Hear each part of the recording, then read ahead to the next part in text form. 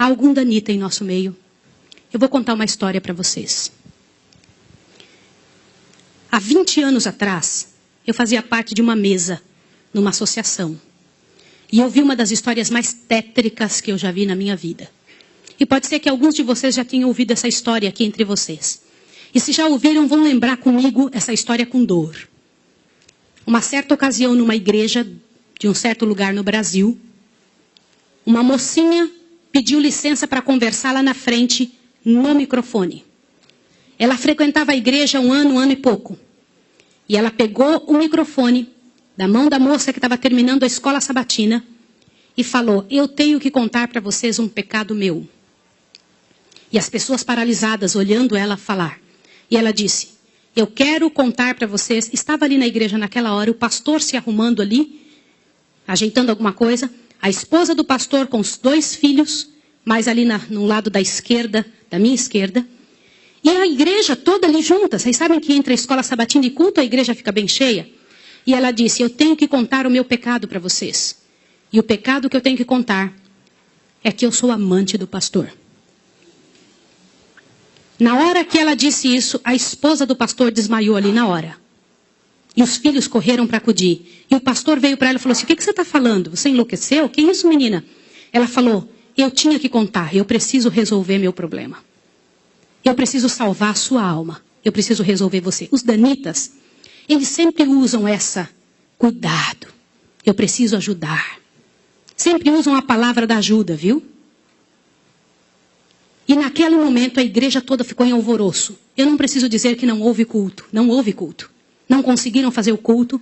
A esposa do pastor foi levantada dali, foi levada lá para fora. O pastor não sabia o que fazer. Começou a dizer: irmãos, por favor, isso é um grande mal entendido. Ela dizia: não é, meu bem. Eu precisava dizer, eu tenho que salvar você e tenho que salvar a mim. E ela foi levada para um quartinho, a esposa do pastor foi atrás e começou a conversar com ela, e falou com ela, e foi um alvoroço muito grande. E ela disse: olha, eu vou te provar que isso é verdade. Nós combinamos que ninguém nunca ia saber. Foi uma coisa muito bem feita. Mas eu preciso te contar. E falou para a esposa do pastor. Prestem bem atenção no que eu vou dizer. Falou: só tem uma maneira de você me acreditar. Vem aqui. O seu marido tem uma marca na genitália dele. E a marca é assim, assim, assim. E a esposa olhou para ela e acreditou nela na hora. Sabe por quê? Porque aquele pastor nunca tinha tido contato sexual com nenhuma pessoa, só com sua esposa. Eles se casaram virgens. E ela disse: ninguém sabe disso.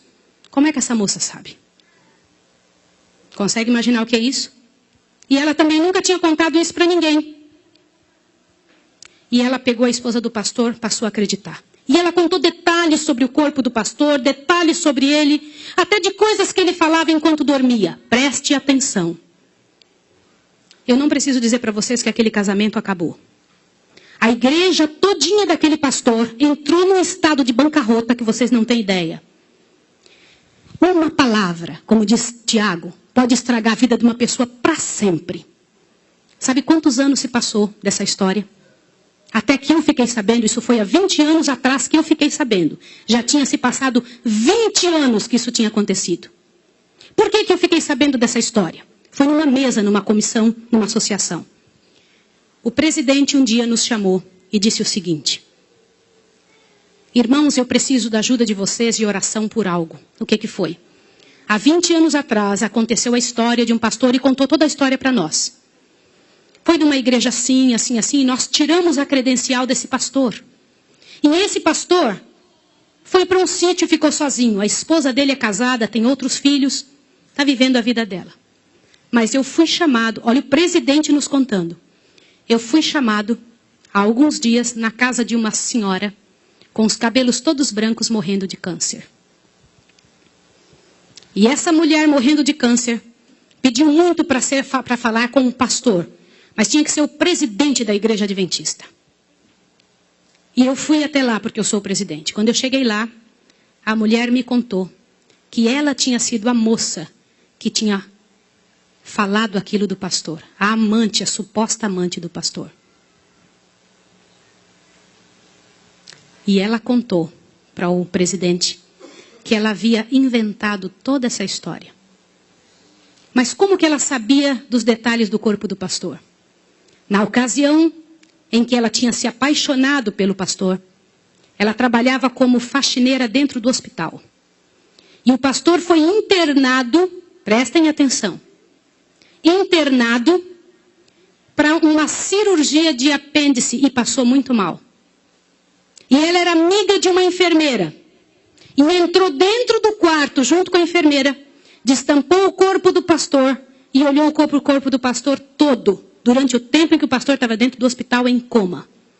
E quando o pastor falava algumas coisas, ela ouviu o que o pastor falou e ela olhou os detalhes do corpo do pastor e guardou. Satanás plantou na cabeça dela 1 ano e ela formulou e acabou com a vida do pastor.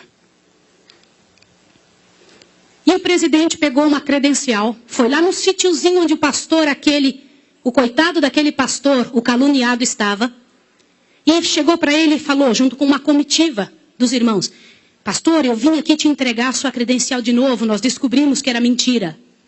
Sabe qual foi a resposta do pastor, irmão? O pastor disse assim, vocês me devolvem minha família e meus filhos também?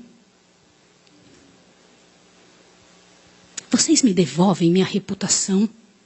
Se vocês não devolverem junto, eu prefiro ficar aqui. E esse pastor, uns dias atrás, eu soube que ele morreu lá naquele lugar. Quem foi a assassina daquele pastor? Não foi só aquela mulher, foram todos que falaram junto. Porque, gente, quando acontece um inferno desse, uma multidão de gente sofre, uma multidão de gente machuca. Fica machucado. Meus irmãos, vocês me perdoem ter que falar sobre isso, mas é verdade. Existem muitos lugares que eu tenho muito medo de pregar, mas eu vou igual se me chamam. Porque eu vou falar uma coisa para vocês. Ontem à noite eu comentei que a vida de quem prega essas verdades é altamente prejudicada. Uma coisa desse tamanho é passada de boca em boca, de forma que apareça o inferno no final. Será que existem danitas no nosso meio?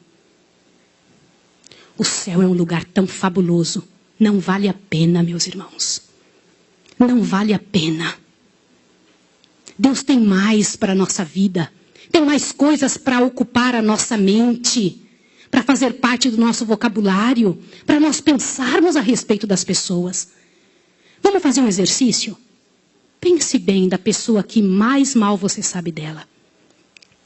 Imagine isso agora. Sabe o que vai acontecer com você? Teu coração vai se encher de paz. Porque é isso que acontece, gente. Se você não for capaz de abrir a sua boca para trazer paz para a vida de alguém, não abra a sua boca para trazer o inferno para a vida de quem quer que seja. Jesus ama as pessoas pecadoras e miseráveis. Todas aquelas que pecaram horrivelmente, Jesus ama. E Ele tem mais para oferecer para nós. Eu vou pedir uma coisa em nome de Jesus essa manhã. Uma coisa que é muito difícil de fazer. Mas se há alguém em nome de Jesus que falou algo de outra pessoa, ainda que seja verdade, e que não pediu perdão, que peça perdão a Deus agora e corra e peça perdão para a pessoa.